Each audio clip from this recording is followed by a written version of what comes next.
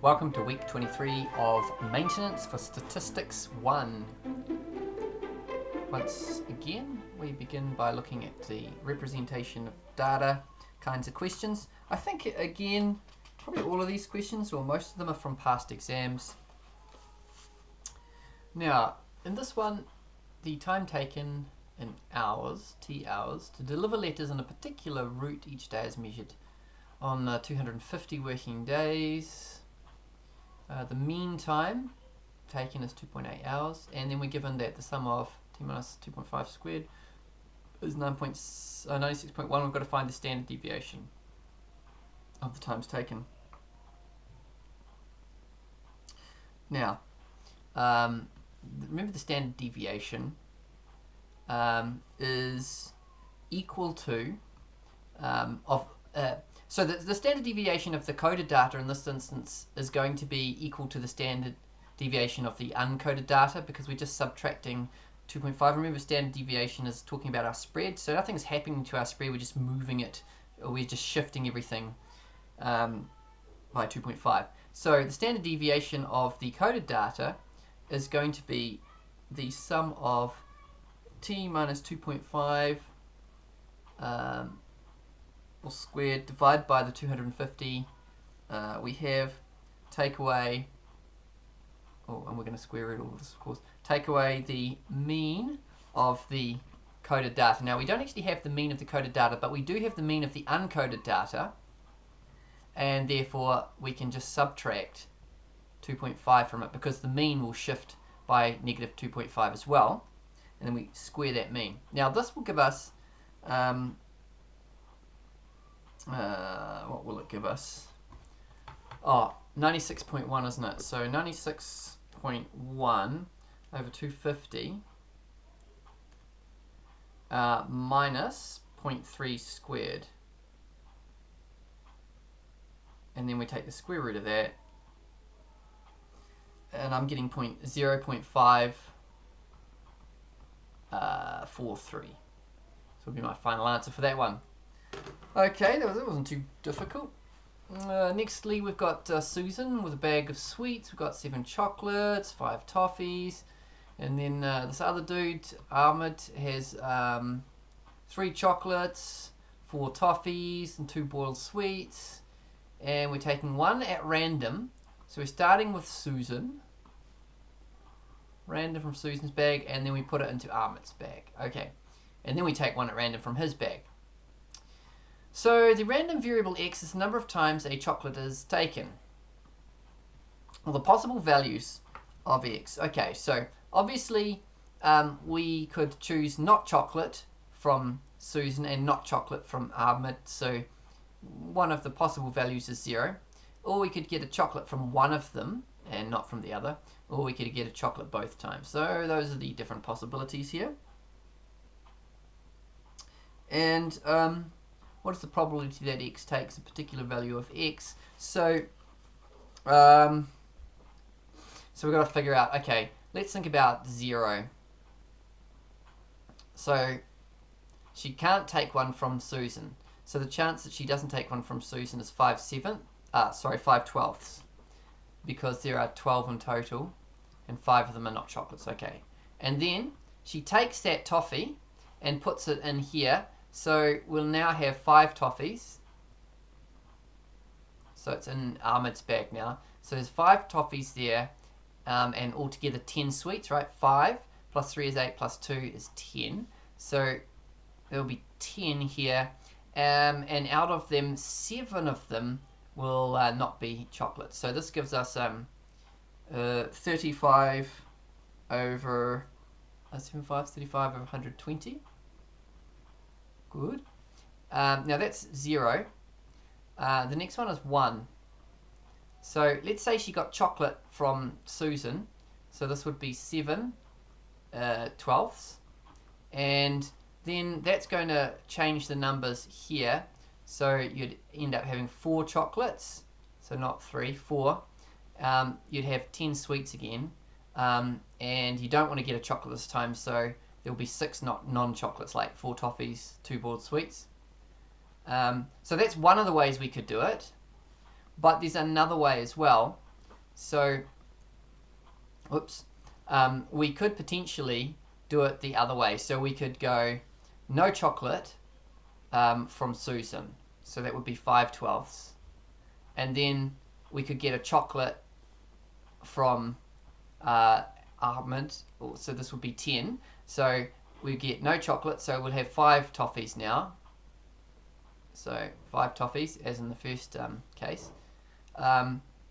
And 3 chocolates out of 10. So those would be the 2 options there. 42 and 15, I think it's 57 or so. 57, I think, over 120. And that simplifies down to 19 over 40.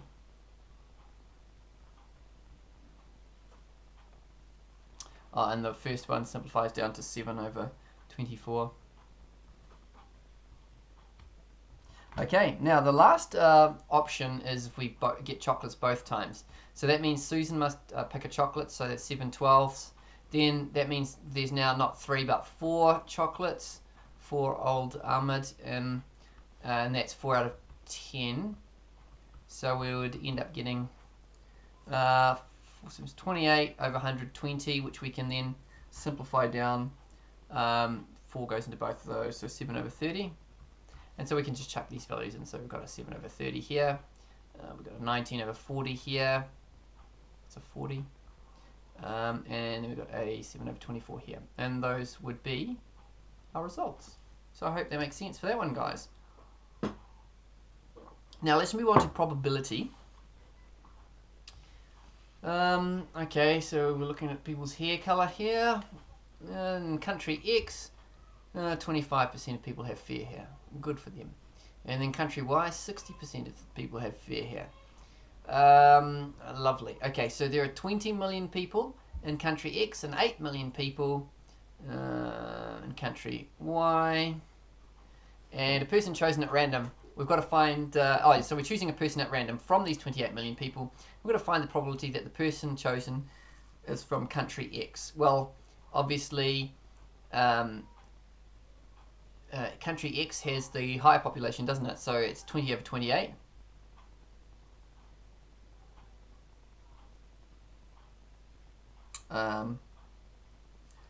You know what? I'm just going to draw a little, because I think I know where we're going. Yeah. Okay. We're going to draw a diagram at this point, because this will probably be useful for us. So, oh, what the heck? There we go. Oh, there we go. So here is country X. Here is country Y. So we've got 20 over 28 and 8 over 28. Then choosing a person of fair here, which I think is the next step. So if 60% of the people have fair hair, so we'll go fair, and I guess what's the opposite of fair? Dark, I guess. 60% of people have fair hair, so this is 0.6, this is 0.4, and the other country, oh wait a second, I've got them around the wrong way.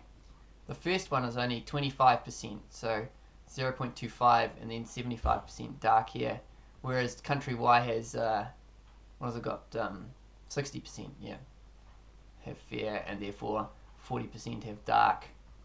Okay, now we're rolling. Okay, so the first one is easy, 20 out of 28.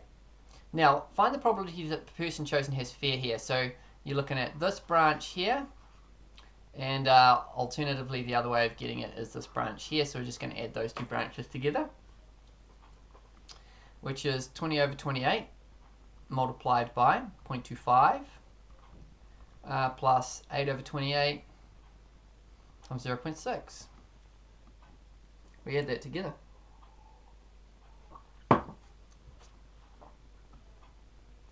This is giving me 7/20. Now the next part of the question is find the probability that the person chosen is from country X given the person has fair hair. So probability X given fair hair, which is equal to the probability of X intersection F all over the probability of fair hair, which is equal to, now probability X X intersection F, which is, we've found is this yellow branch here. So that's 20 over 28 times 0.25. And then the probability of fair here, which we found in the previous part of the question, which is 7/20. Then we plug this into the calculator, and we get 25/49. Now we come to our favourite section, the permutations combinations section. Find the number of different ways that the 13 letters of the word accommodation can be arranged in a line if all the vowels A, I, O are next to each other, just in case we didn't know what the vowels are. So let's write this out with all the vowels on one side. So we've got A, O, O, A, I, O. Ow, yo. Okay, we're going to treat them as one thing. And then what else have we got? We've got C, C, M, M, D. It's a D. It's a D. T, N. Those are the other ones. Now, we've got to keep the vowels together. Okay, so if we keep the vowels together, we can treat that as one thing. But within that one thing, I guess there's 1, 2, 3, 4, 5, 6. There's 6 letters. So we can say we can arrange them 6 factorial ways, but you notice that you've got the 2a, so we divide by 2 factorial, and we've got the 3o, so we divide by 3 factorial as well. So that's how many ways they can be rearranged.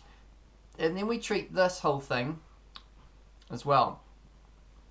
So you can see that we've got this is 1, and then 2, 3, 4, 5, 6, 7, 8. 8 things that we're arranging. And of course you can see in the consonants, we've got double C, so we've got to divide by 2 factorial here. And we have a double M's, so we're going to divide by 2 factorial there. Now, if we just chuck this into our calculators, we're going to get 604,800, which I think is in fact the correct answer. Okay. Next, we have a conference. 7 Chinese, 6 European, and 4 American students at an international conference. 4 students are chosen to take part in the television broadcast. Find the number of different ways students can be chosen if at least 1 Chinese and at least 1 European student are included. Too bad about the Americans, eh? That's a bit tough luck on them. Okay, so here we go. We can go, maybe I'll do it over here. Chinese, European, American. So it's got to be at least one of the Chinese and the European. So one way we could do it is 1, 1, 2. So that's one way we could do it. Or another way we could do it is 1, 2, 1. Or another way we could do it is 2, 1, 1. So that's fulfilling the criteria. Now another way we could actually do it is we could say, well, we could get 2 Chinese and 2 European, and then tough luck on the Americans, so none of them. Or we could get 3 Chinese and 1 European, or 1 Chinese and 3 European. So I think that is all of the different options that we can have.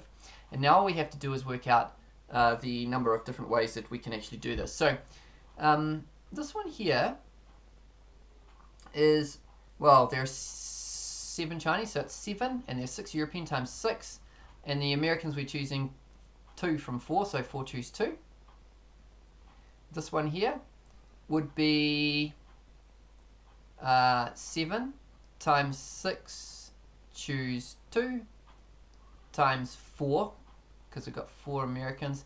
This one here should be 7 Chinese, choose 2 of them, times how many Europeans? 6 Europeans, so that's nice, easy. This next one is 7 choose 2 Chinese, and then times, and we've got 6 Europeans, 6 choose 2, and then this one will be 7 choose 3 Chinese times 6 different options for the Europeans. This one will be 7 Chinese, so 7 options there, times 6 Europeans choose 3.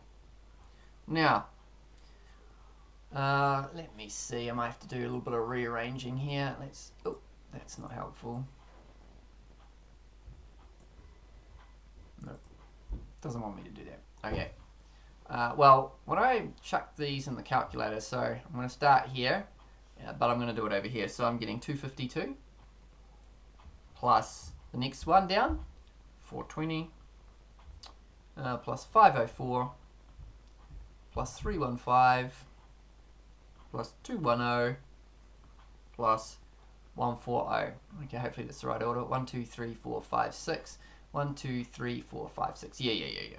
Okay, now the total is giving me 1,841. Alright, moving on to the binomial distribution. We've got this factory that makes water pistols, 8% of which do not work properly. A random sample of 19 water pistols is taken. Find the probability that at most 2 do not work properly. So that means we could find the probability of 0 not working properly, 1 not working properly, and 2 not working properly. So consider 0. If 0 are not working properly, that means we've got 19 choose 0. Chance of them not working properly is 0.08. That's 0%, 0 times. And then all the rest of them must work. So that's times like 0.92, and that'll be to the power of 19. So that is, this one is 0 not working. Then we're going to add to this 1 not working. So that would be 19 choose 1. And we've got 0.08 to the power of 1 times 0.92 to the power of 18. So this is 1 not working. Then, you can hear my children having a squabble in the background. My apologies, I'll deal with it soon. Let's try and finish this video. 19 choose 2 times 0.08 to the power of 2 times 0.92 to the power of 17. And so that is 2 not working. Okay. And when we add that all together, I get 0.809. Now the next one, in a random sample of n water pistols, the probability that at least one does not work properly is greater than 0.9.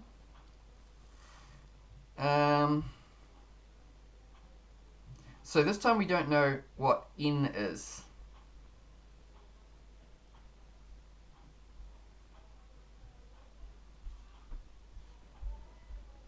So, how are we going to think about this? Okay. So one way of thinking about it is to go 1, take away the probability of 0. It's got to be greater than 0.90.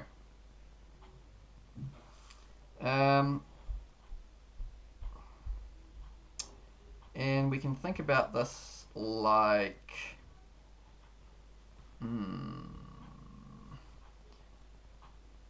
1 minus n choose 0 times 0.08 to the power of 0. So what we're doing here is we're finding the probability of none not working properly. So that will, and we subtract that from 1. That means at least 1 not working properly, okay? And then we times that by the probability of them working, and that will be to the power of n. Okay. And then this will simplify to 1 minus 0.92 to the power of n being greater than 0.9. And I would move it across, so I would get 0.1 is greater than 0.92 to the power of n. And then we can use our logs. We've really run out of room here, so let's just move some stuff down. Oh, it doesn't want me to move stuff down. I can't move stuff down. For some reason it's being a poo. Alright. And then so the next line will be, we can go log 0.92, 0.1 equals 27.6. So I've taken the log base 0.92 of both sides.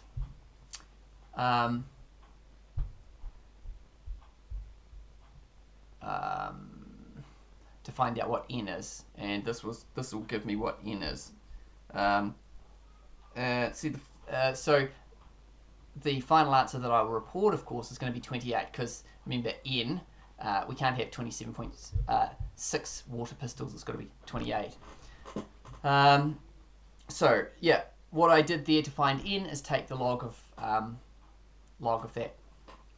Okay, hopefully that makes sense. We haven't really done much log work, so maybe we might need to talk about that a little bit in class. Now the last one is the normal distribution.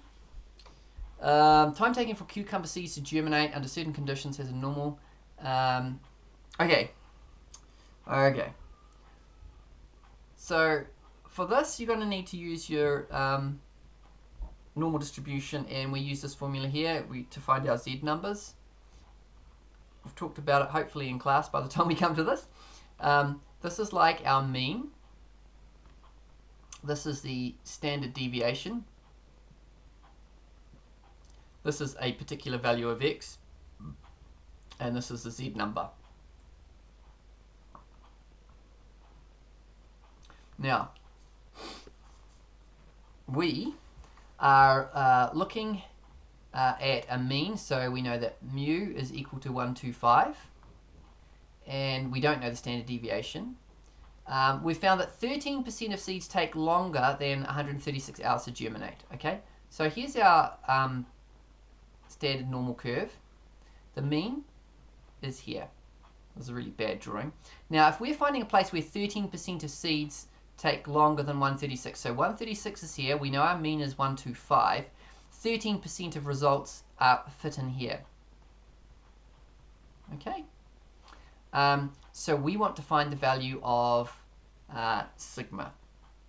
Okay, so what we're going to do is fill in the stuff that we know. So we now know that x is equal to 136, and we can find out our z number from the table.